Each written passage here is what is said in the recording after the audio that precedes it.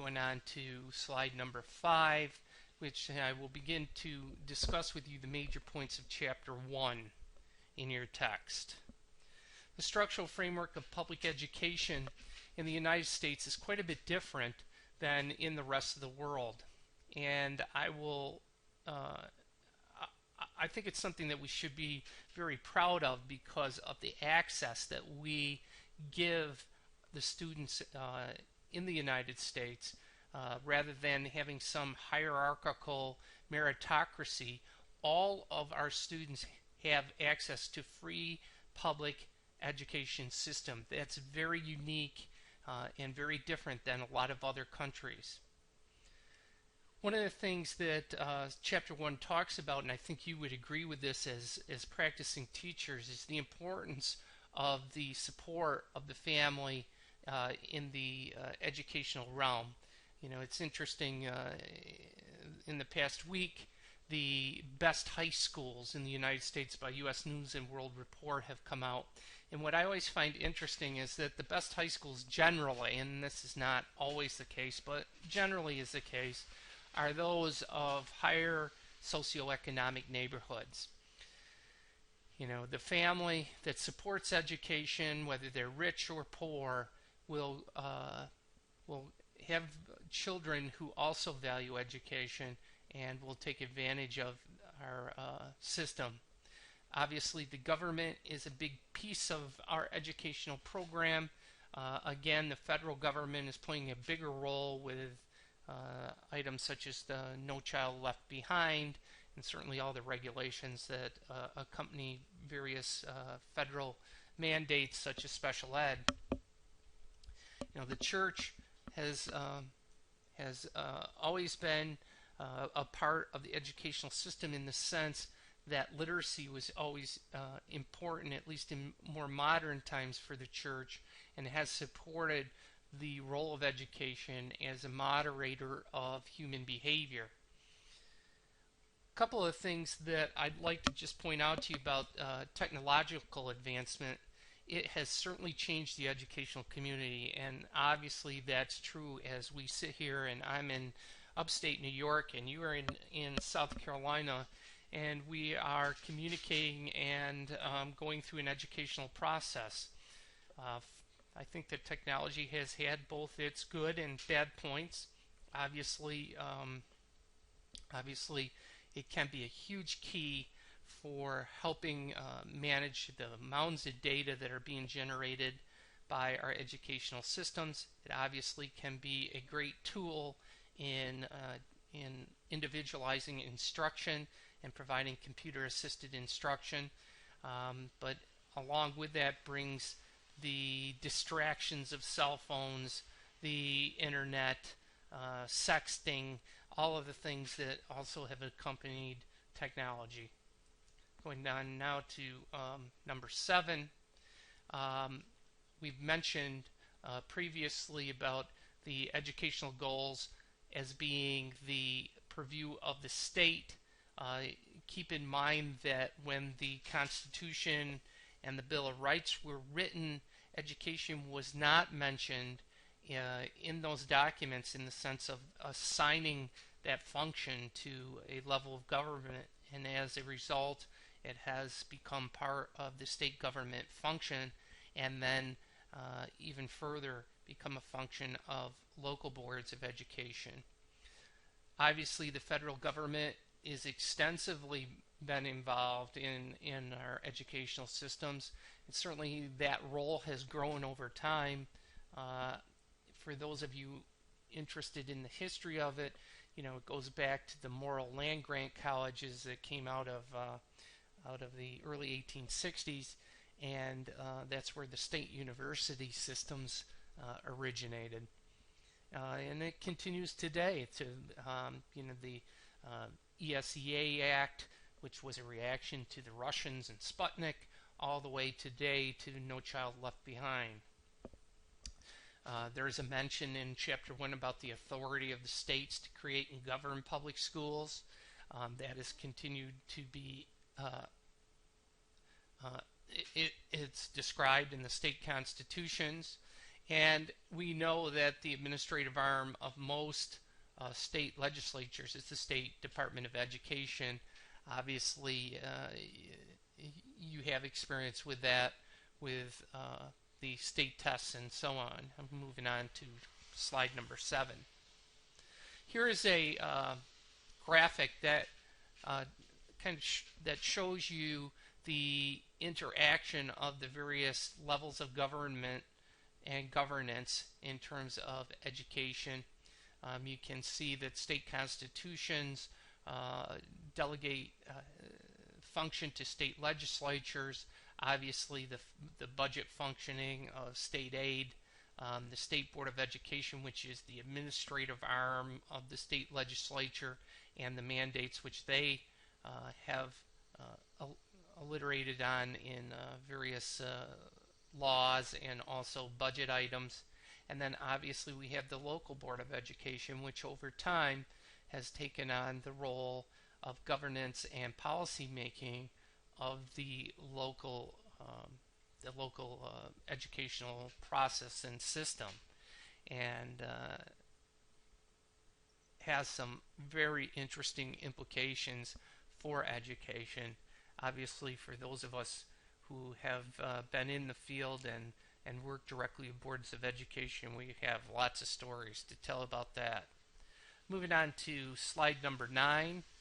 Here you see the responsibilities of the Board of Education. These are elected officials whose job is to develop policy for the governance and really maps out the policy of the school district. I used to say to students that in some ways I think that this is a high civic calling, because most of the time these people are volunteers who run for election, and as a result oftentimes become the brunt of frustration for their constituencies, and it really is oftentimes appears at least to be a very, very challenging, time-consuming, and really a thankless job a lot of times. But a key in making sure that the local constituencies feel enfranchised in terms of the entire educational process, and as a result support for education flourishes when you have a good board. Keep in mind that local districts remain basically in control of the schools. You know, the state has regulatory authority, but they're not there on the day in and day out functioning of the school. And oftentimes I think that we as educational leaders have used the state regulatory authorities as something of a scapegoat for our own shortcomings by saying such things as, well, you know, this is the state making us do this. Oftentimes, I'm not sure they would even know. I'm going on to slide number 10. Here's some responsibilities again of the board. Again, this policy function is huge. Policy simply is the rules and the way that the board wants the operations of the district to be administered, in the sense that it gives us the overarching vision and mission, whereas regulation that accompany policy is the administrative pieces that give the steps to carry out policy. And that's the point of the next bullet that you see, is that this is where boards get into issues with administrators, and sometimes can be accused of micromanagement, is when they begin to get their fingers into the running of the school through the rules and regulations. That's how administration works, and that is their purview. And number 11. Here you see a graphic again of the various policy influencers on a local board of education. Obviously, federal Constitution laws and court decisions drive what is legal and illegal for a local board to do. You have local traditions, opinions, and educational goals that can vary from region to region. And what's interesting is how that can be very influential in the way that the board sets out their mission. Obviously, the state constitution, laws, courts' decisions, much like the federal government that we discussed earlier, also has a huge impact on the operations of a board of education and how they form and subsequently have their administration implement policy. And then obviously you have the State Department of Ed regulations, the testing, the administration of budget, etc. that will flow out of the State Department. I'm going on to the 12th slide.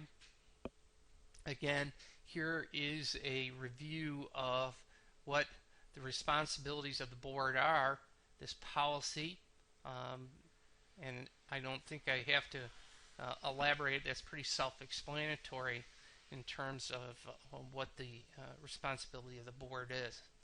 Now on to slide 13. This now points out what is the role of the administration in this whole hierarchy, and you can see that administration is the social process of managing human, financial, and material resources towards the fulfillment of a mission. Well, this is the crux of administration, and we take a look underneath that. You will see central office. You have the idea of the superintendent as the chief advisor to the board.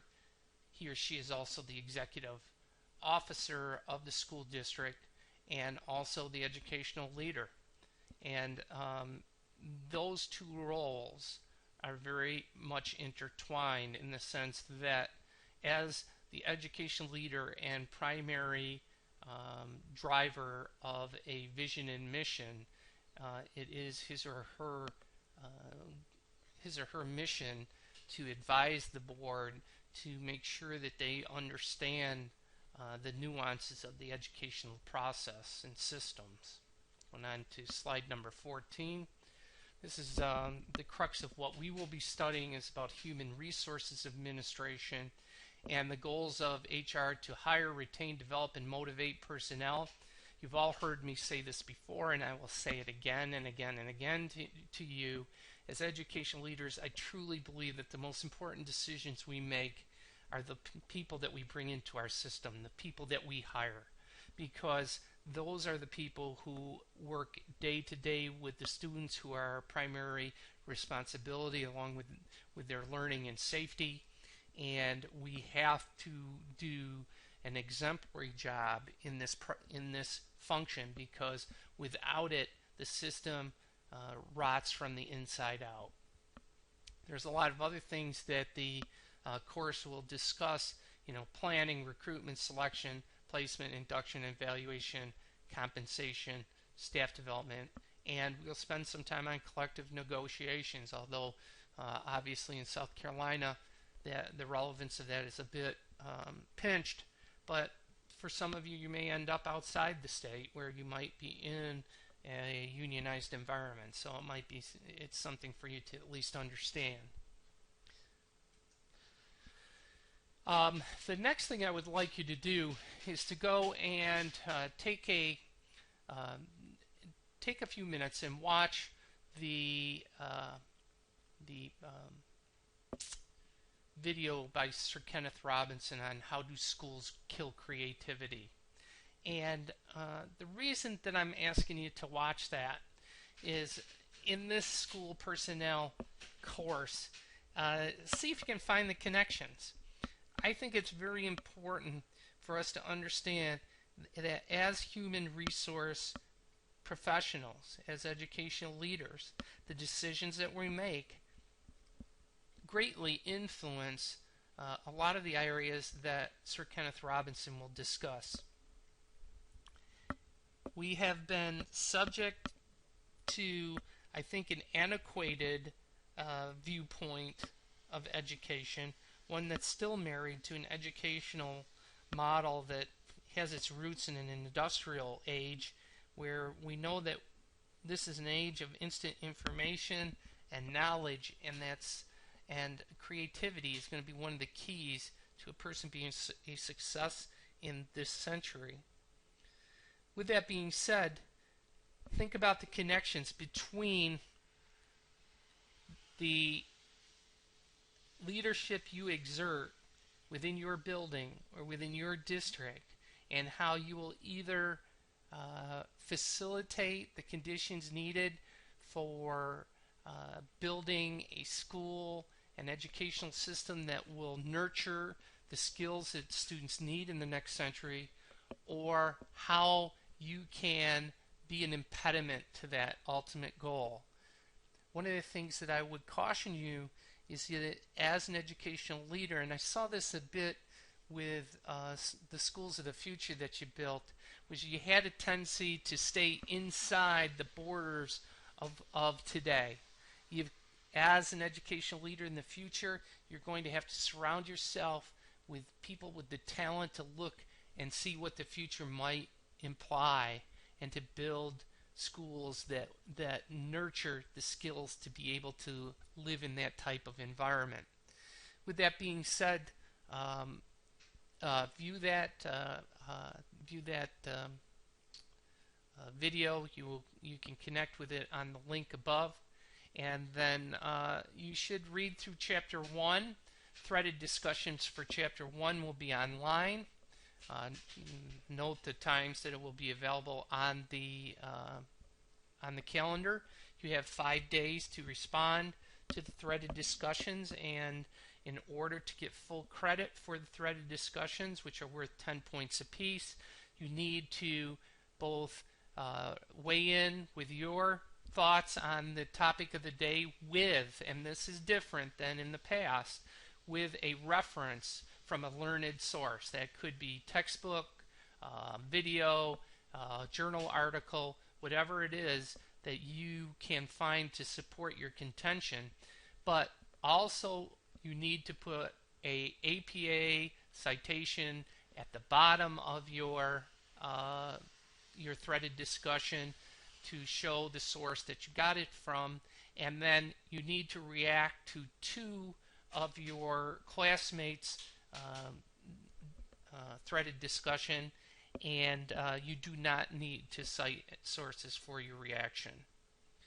With that, that's an overview of the course, Unit 1, Chapter 1. There is a quiz that is on the calendar. Make sure that you pay close attention to that calendar, and especially where it says more. Make sure you click on that link to go down and see the other items in the calendar. Feel free to email me.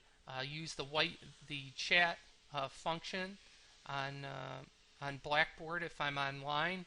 If you're comfortable using Skype, my Skype account is greg-geer. Feel free to contact me on Skype as well. With that, that's Chapter 1, Unit 1, and class expectations. I'll talk to you again soon.